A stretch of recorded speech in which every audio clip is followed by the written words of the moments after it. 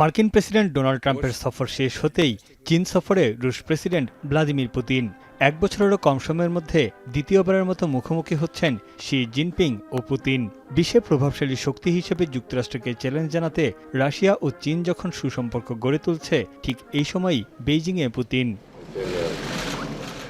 দুই দেশের প্রতিবেশী সুলভ ও বন্ধুত্বপূর্ণ সহযোগিতা চুক্তির ২৫তম বার্ষিকী উপলক্ষে পুতিনের চীন সফর। রুশ প্রেসিডেন্ট বলেন, রাশিয়া ও চীনের মধ্যে পারস্পরিক বোঝাপড়া ও বিশ্বাস এক অভূতপূর্ব পর্যায়ে পৌঁছেছে। দুই দেশের স্বার্থ রক্ষা করে একে অপরকে সমর্থন করতে প্রস্তুত। Их особый характер проявляется в атмосфере взаимопонимания и доверия, готовности сотрудничать на обоюдовыгодных и равноправных началах, вести уважительный диалог.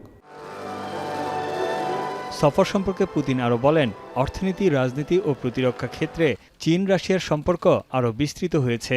তিনি যোগ করেন, মস্কো বেজিংয়ের ঘনিষ্ঠ ও কৌশলগত সম্পর্ক বিশ্বে স্থিতিশীলতা আনতে বড় ভূমিকা রাখবে।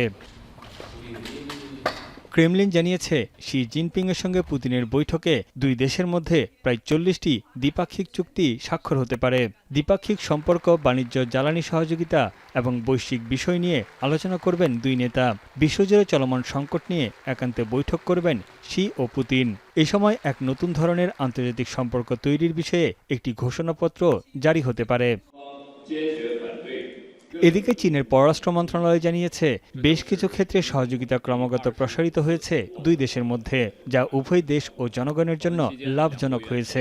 পুতিনের সফরে এই বিষয়গুলো আরও প্রসারিত হবে।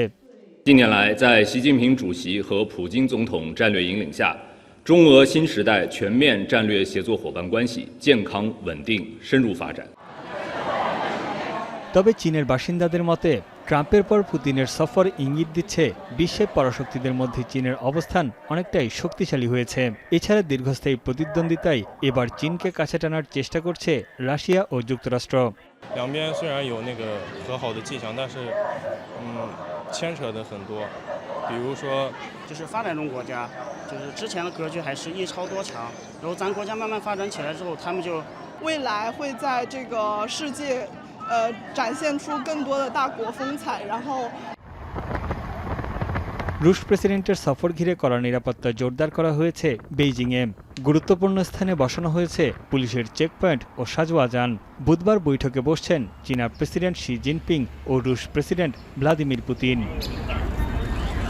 তানভীর জনি, এখন বিশ্ব।